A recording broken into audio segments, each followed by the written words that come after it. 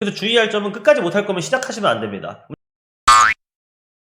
안녕하세요. 국어강사 방송입니다. 영상을 찍는 현재 수능 D-54를 가리키고 있습니다.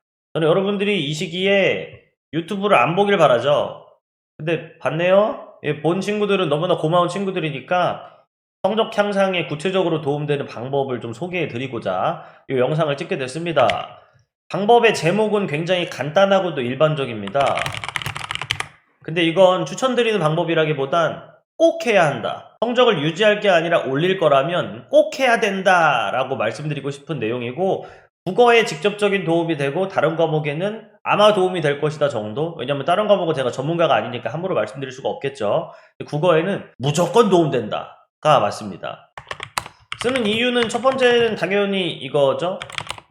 생활 관리. 목표했던 걸 하지 못하고 잠들죠? 그런 찜찜함. 그 찜찜함 자체가 도움이 진짜 안 돼요. 찜찜함을 아예 안 느껴야 합니다. 최대한 덜 느껴야 해요. 그러려면 반성이 필요하겠죠. 그래야 개선이 있을 테니까요. 당연히 공부일기는 이걸 위해 쓸 겁니다. 첫 번째는 및 행동 개선. 남은 기간 안에는 더더욱 강조되는 게 있어요. 원래도 그랬지만 국어 성적을 올리는데 더 이상 국어 공부가 필요하진 않을 겁니다. 대부분의 친구들이. 그럼 뭐 말하면 되는가? 행동을 개선하면 돼요. 실전에서 하지 말아야 되는 행동을 했기 때문에 점수가 안 나왔을 겁니다. 또 꼭 해야 되는데 못한 행동이 있기 때문에 점수가 안 나왔을 거라고요. 하지 말아야 될 걸 안 하고 꼭 해야 되는 걸 실전에서 하기 위한 어떤 고민이 필요한데, 그러려면 자신의 생각 과정을 자기가 들여다보고 점검할 줄 알아야 하며, 또 자신의 행동을 보고 조절해서 다른 행동을 할 수 있는 그런 사람이 되어야만 하죠. 하루아침에 되지 않을 겁니다. 이런 걸 메타인지라고 부르는데 어려운 거예요. 어려운 건데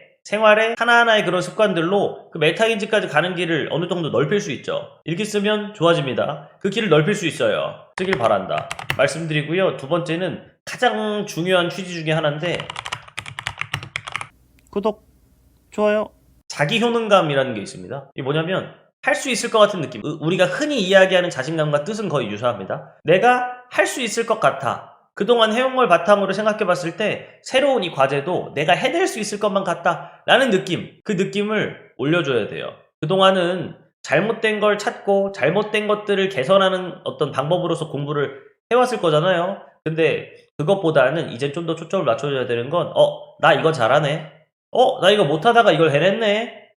나 오늘 이걸 했으니까 다음날에도 무언가를 더 할 수 있을 것 같아. 이게 이어져서 수능 날에도 할 수 있을 것 같은 그 느낌을 가져가는 게 가장 중요한 목표다. 이렇게 말씀드릴 수 있겠네요. 결국 한 번 싸움이거든요. 한 번 잘하면 됩니다, 여러분. 국어는 특히나 이게 많이 강조되게 되는데, 딱 한 번 잘하기 위한 준비에 할 수 있을 것 같은 느낌. 굉장히 구체적인 도움이 된다. 이렇게 말씀을 드리겠네요. 잠깐 일시정지하고 제가 재채기를 했더니 눈물이 고였습니다. 어쨌든 간에 보겠습니다. 공부 일기쓰기의 구체적인 방법은요, 일단 1일차가 있고요, 2일차가 있는데 1일차만 주의하시면 되고 2일차는 이후 동일이라고 쓰겠습니다. 방법을 지켜가며 해주셔야 됩니다. 1일차에 먼저 순서 중요, 뭐부터 쓰냐면요, 잘한 일, 개수 중요합니다. 최소 2개.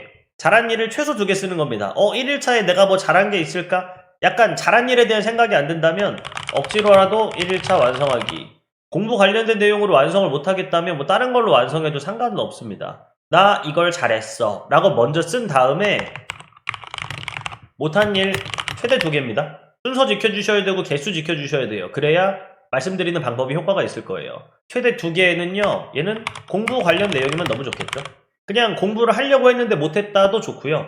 혹은 실제로 문제 푸는 과정에서 절대 안 하기로 했던 그 실수를 또 해버렸다. 그러면 그 내용을 자세하게 써주셔도 너무 좋을 것 같아요. 오답노트에 들어있는, 뭐 이전에 안내드린 것 중에 오답노트에 틀린 이유라고 있었죠. 그 틀린 이유 중에 메인으로 좀 많이 문제가 되는 것, 그거 위주로 2개 딱 써주시면 너무 좋죠.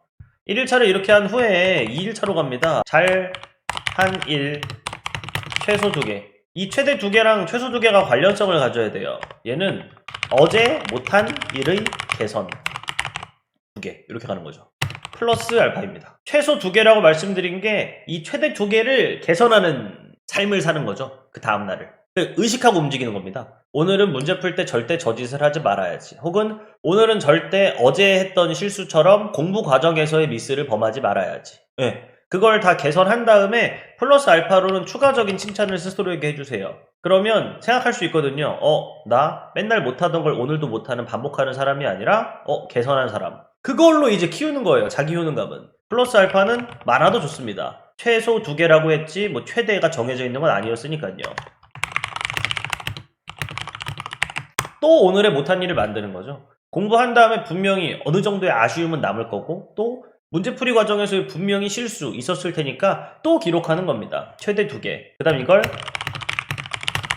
다음날 개선하는 이런 느낌으로 공부해 나가 주신다면, 그리고 이 일기를 계속 빠뜨리지 않고 완성해 주신다면 가장 기본적인 성취감은 어디서 오냐면 일기 쓰기로 했는데 진짜 썼네? 에서 와요. 그래서 주의할 점은 끝까지 못할 거면 시작하시면 안 됩니다. 그럼 자기 효능감이 깎여요. 최소한의 요 할 일 어렵지 않으니까 꼭 해주시고요. 공부 일기 끝까지 쓰는 거 그게 기본입니다. 그리고 쓸 때의 디테일은 1일차, 2일차를 잘한 일, 못한 일 순서를 지켜가며 나눠가며 그 다음 1일차와 2일차의 관계를 지켜가며 그렇게 진행해 주신다면 아까 말씀드렸던 목표들을 쭉 달성하게 되면서 실제 국어, 수능에서의 국어 점수 향상에 큰 기여하는 모습 분명히 확인할 수 있을 겁니다. 요 정도고요. 이전에 올렸던 것들이 핵심을 담은 것들이 되게 많거든요. 재생 목록 보시면 문학 문제풀이 방법론 있고요. 또 좀 이전에 올린 거지만 바뀐 게 없어서 업데이트를 안 한 합법과 작문 유형별 문제풀이 방법론도 있고요. 또 언매 개념도 다 올려놨고요. 그렇잖아요. 그 다음 독서, 독학할 때 어떻게 해야 되는지 가장 최근 거 기준으로 참고해 주신다면 아마 영역별로